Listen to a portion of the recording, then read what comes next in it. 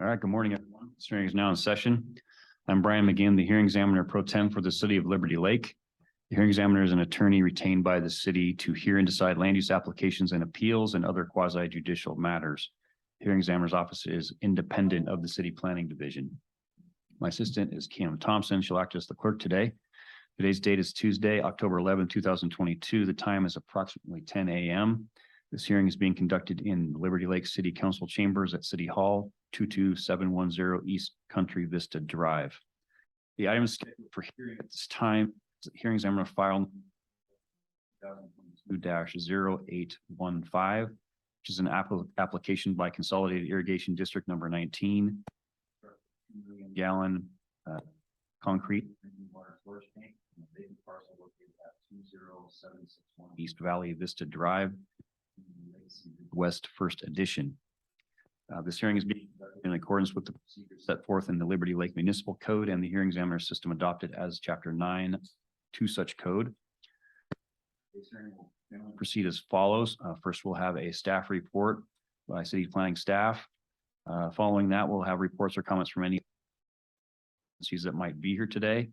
After those reports, we'll hear from the applicant who has the burden of proof in this matter. Following a testimony from the applicant, we'll take public testimony from anyone who shows up to testify today, if anybody. If there is public testimony, then I allow as well as from the applicant. And at the end of the day, the applicant has to work. I did have a chance to conduct a brief site visit this morning, so I'm at least generally familiar with the site. And I have reviewed planning's application file in the matter, and I hereby incorporate all those documents as part of the record today.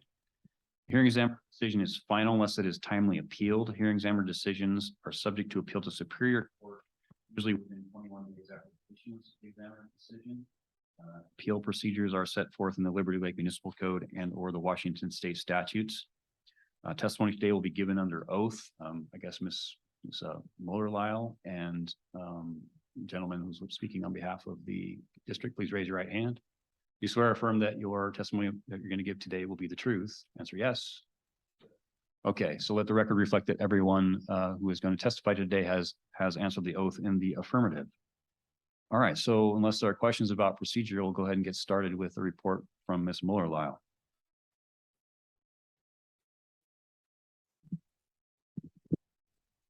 Good morning and welcome.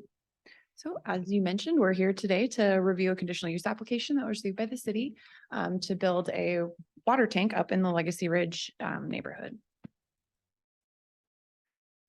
So the proposal is to build a 2 million gallon drinking water storage tank at 20761 East Valley Vista Drive. The applicant is Consolidated Irrigation District number 19. The property has a zoning and a comprehensive planned land use designation of single family residential. I did want to point out the legal description because I think it's germane to note that it is the legal description is Legacy Ridge West First Edition Tract E. When the property was designated as a tract when the land was platted and conveyed to the applicant for the explicit purpose of building a drinking water storage tank on the property. So in our code, we define the water tank as a public utility local distribution facility. And as you can see by our zoning matrix that I've included at the, on the slide there, it requires a conditional use permit in all of the zones in which it's allowed. So our code also requires that conditional use permits be heard and decided by the hearing examiner after a public hearing. The approval requirements for a local distribution facility in the R1 zone are that the utility company shall secure the necessary property or right of way to assure for the proper construction and safety for the surrounding neighbors. And the use shall be subject to the restrictions and conditions as opposed by the hearing examiner. So the hearing examiner will approve with conditions or deny a conditional use permit based on design standards and use criteria. So the use criteria are up there, listed up on the screen. I will not read all of them, but I will summarize them. Number 1 includes site and building characteristics, traffic, environmental nuisances, safety and aesthetic considerations. The second use criteria is the negative impacts of the proposed use on adjacent properties and their ability to be mitigated. And the third is the capacity of of public facilities to serve the site. In addition to the use criteria, section 10(4)(c)(4) has an extensive list of site design standards, which have been provided by the applicant in their submittal package. So our code has a robust list of conditions that the hearing examiner may impose in order to mitigate negative impacts. These are again listed on the screen. I won't read all of them, but in summary, they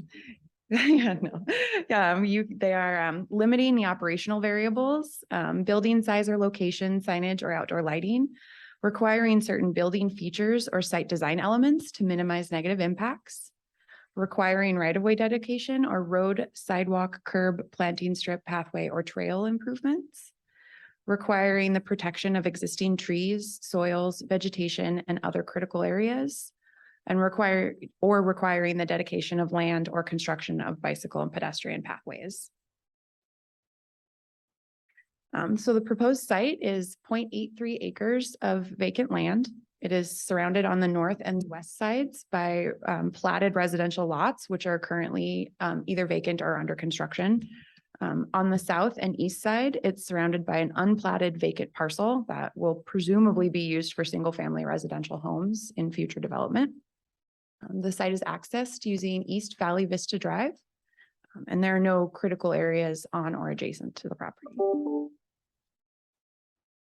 So if an image is worth 1,000 words, I gave you 2, just as a general idea of what the end product will look like. So when we originally received the SEPA application and checklist, we didn't know at that time that a conditional use permit was required for this use. So the noticing was done separately. We received the application and checklist on August 1st. We issued a determination of completeness and a notice of application on August 8th. The notice of application was mailed to property owners within a 400-foot radius on August 11th.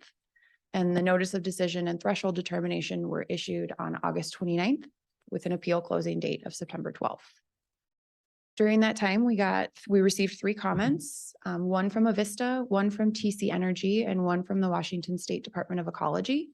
The 2 from Avista and from TC Energy were essentially that they have no comment.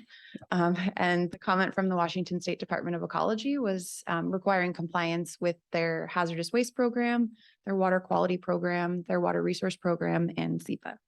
So letter they send out on. Yes. So the SEPA MDNS had 6 conditions associated with it. Again, I won't read all of these, but briefly, a temporary erosion and sediment control plan, a stormwater pollution prevention plan, compliance with the city stormwater management standards and the Spokane Regional Stormwater Manual, compliance with the Washington State Department of Ecology, water quality and solid waste programs, the requirement that all new dry wells and other injection wells be registered with the Department of Ecology, and the preparation of an inadvertent discovery plan as required by the Spokane Tribe of Indians. As I mentioned, we did things a little out of order. So the public noticing for this hearing, we received the conditional use application on September 20th. The notice of hearing was mailed to property owners within a 400-foot radius, posted on the city's website, and distributed to our interested parties list on September 23rd. The notice of hearing was posted on site on September 27th, and it was published in the Spokane Valley News Herald and emailed to our reviewing agencies on September 30th. 15 agencies were included in that notification, and no public comments were received. This is just a list of all of the agencies that we sent notification to. So the project is generally supportive of the intent of our comprehensive plan to provide a framework for how development will occur and how essential services will be provided to those. It is specifically supportive of land use goal number 1, provide a healthful, safe, and sustainable urban environment. Land use goal number 3, which states to plan for future growth of the city in a cost-effective manner while maintaining high quality public services and facilities. Utilities goal number 2, maintain all different types of services, but water supply needed to support the current and future development. Capital Facilities Goal 1, continue to provide desired level of public service in a cost-effective and sustainable manner. And Utilities Policy 3, prior to the approval of any proposed development inside the city boundaries, the sponsor must demonstrate that there's adequate sewer and water and consult with service providers to confirm the availability of those services.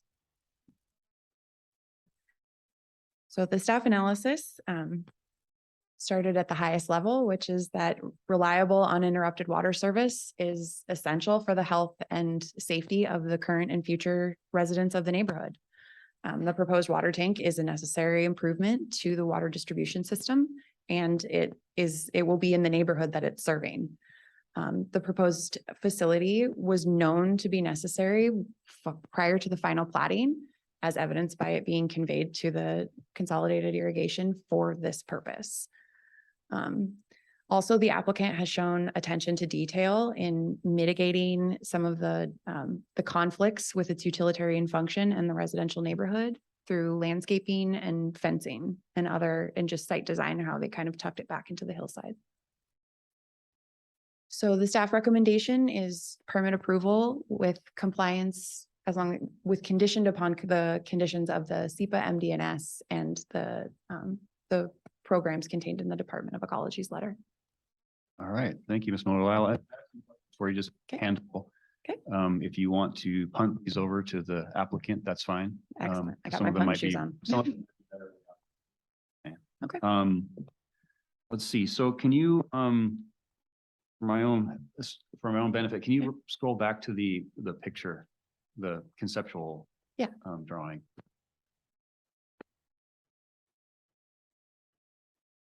Those ones? Okay, so, all right, that gives me, I didn't quite catch it before. The tank is going on the top, the highest point on that site. Is that right? Or is it going in the flat area, which is next to the road? Okay, all right. And who is that speaking for the record? Come on up. Yeah, come on up.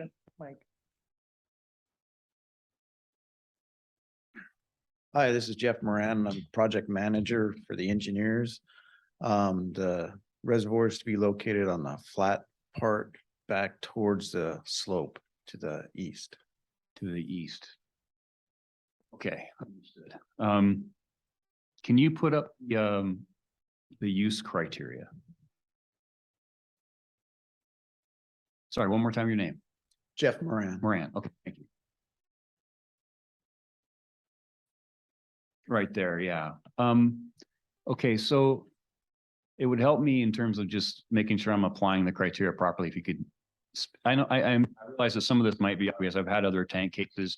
It seems clear to me that certain things don't apply to tanks, but could you just go through the number one use criteria and just discuss, for example, how this project fits in terms of fitting the tank on the size and its dimensions, why the location is appropriate, what any challenges of topography, and then maybe the impacts that are listed like light and glare and et cetera. You just kind of go through that criteria and just sort of address those issues.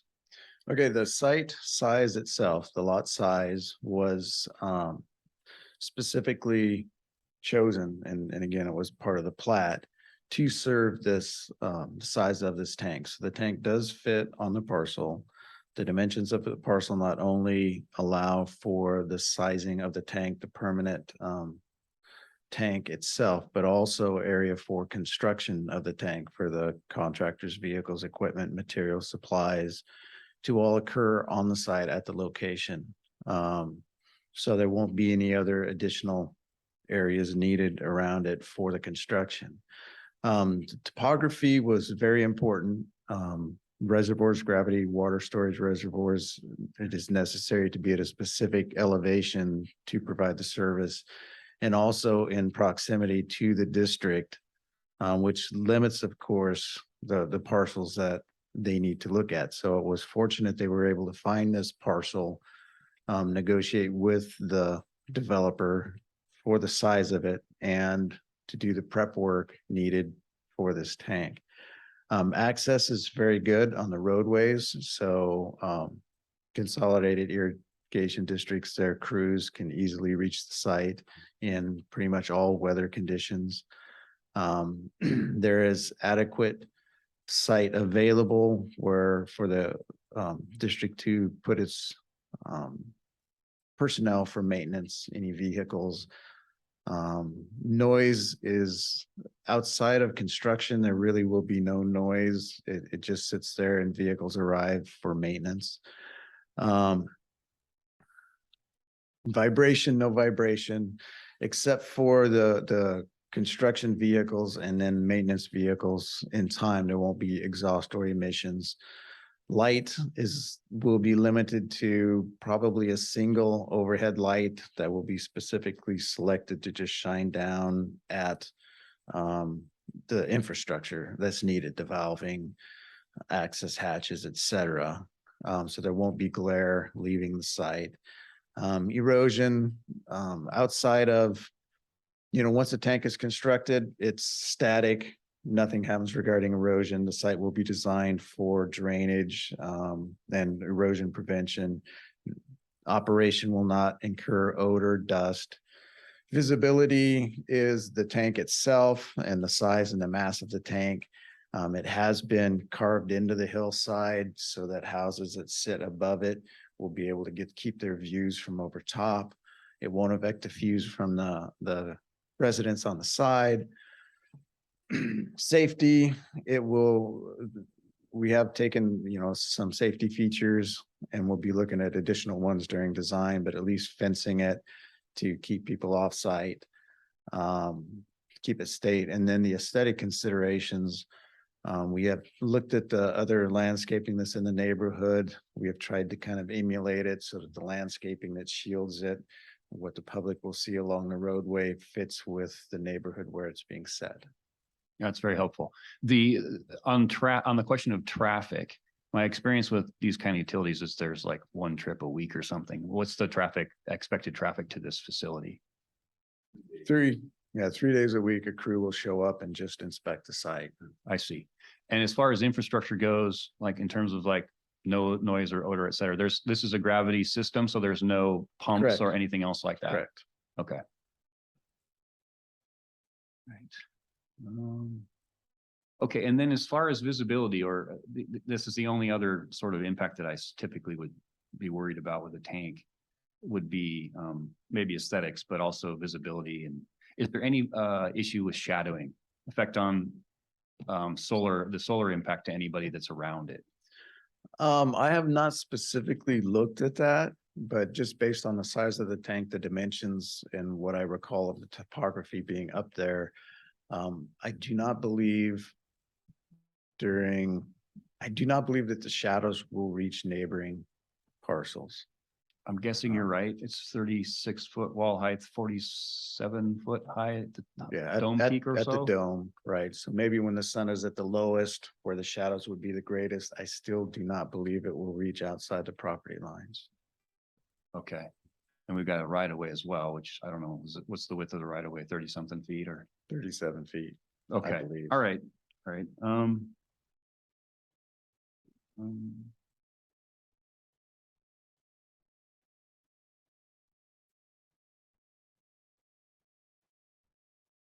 Okay, and I guess one other question, I guess probably for Ms. Mueller, Lyle. The question would be, there's a statement in the and this is just for my own education, in the SEPA checklist that City of Liberty Lake requires a commercial building permit. Okay, no problem there.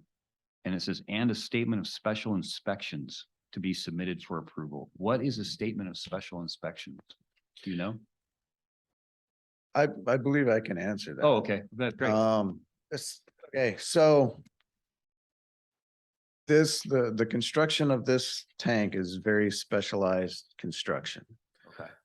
So there will be a lot of inspection going on and special inspections by trained experts regarding rebar, embedment, all of this. It's going to be a post-tension tank. So there's a lot into constructing this tank and building it correctly. Again, the rebar size, the rebar spacing, the tensioning, et cetera, that will require special inspections by experts trained in those methods. So when we go further into nearing completion of design, we will be able to define these special inspections and work with them, provide a list. And also who will be performing those inspections during the construction to ensure quality control. Makes sense. I'm guessing then that you have Liberty Lake has a general standard that if there's something, I don't know, non-standard in construction, you have a requirement for some special inspections because of expertise involved. Okay, great. Let me just make sure we've covered all the criteria.